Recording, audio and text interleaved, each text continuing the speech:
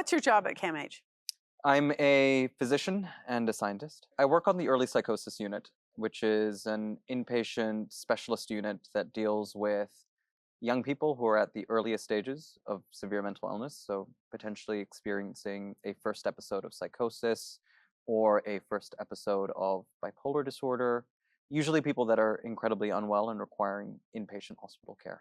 So I use the term psychosis, and psychosis is quite a broad term that's used in psychiatry that describes illnesses or features of illness where people are disconnected from the reality around them. So they may hear things when somebody's not around. They may have thoughts that are kind of disconnected from their environment. For example, feeling paranoid, or that they're going to be subject to some kind of persecution.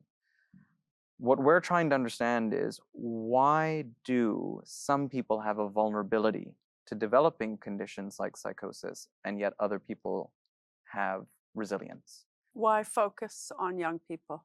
My focus on young people has been informed by the fact that a lot of severe mental illnesses start in youth.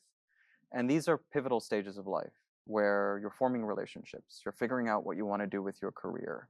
So being unwell at that stage of time can really affect your trajectory for the rest of your life. So for me, it's incredibly satisfying to be able to contribute to hopefully promoting recovery for people at this incredibly pivotal stage. I work with an exceptional team to try and stabilize people, address their symptoms that are causing them distress, impairment in functioning, in order for them to be able to function better in society and enjoy a good quality of life. And we have a multi-pronged approach to doing that. I'm a small cog in a larger machine. My role specifically is medication management, which is one of the cornerstones of treatment for people who are being admitted to our unit. But I work with exceptional people from a number of different disciplines, whether that be social work, therapists, pharmacists, who all provide care for individuals who are admitted to our service. Particularly when it comes to severe conditions like psychosis, bipolar disorder. A lot of my work centers around trying to understand the biology of these conditions, and really the focus there is to figure out how we can prevent these conditions from evolving, developing, and affecting young people or people in general, but also to think about how that understanding can inform treatments to improve outcomes in affected individuals.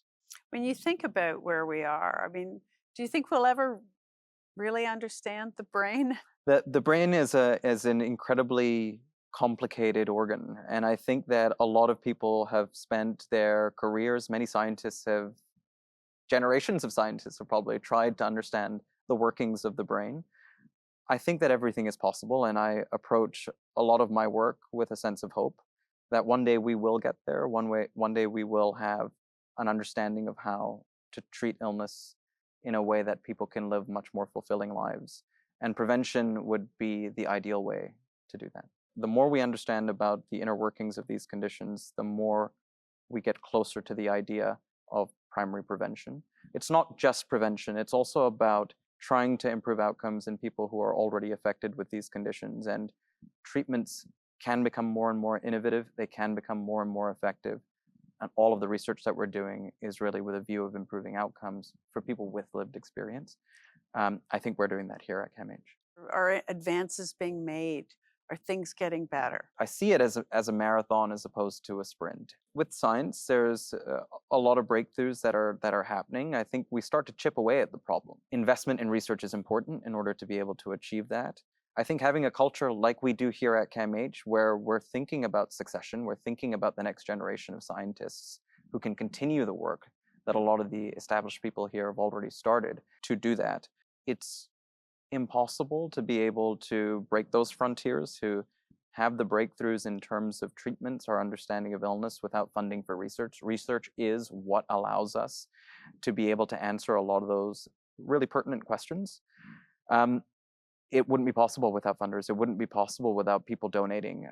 I've personally, as a scientist here at Camh, benefited from donors who have invested in very early pilot stages of research, which has then gone on to get federal funding from the Canadian Institutes of Health Research. So that initial investment can then go on to build to larger pots of funding, which can then answer the questions that we're looking to answer.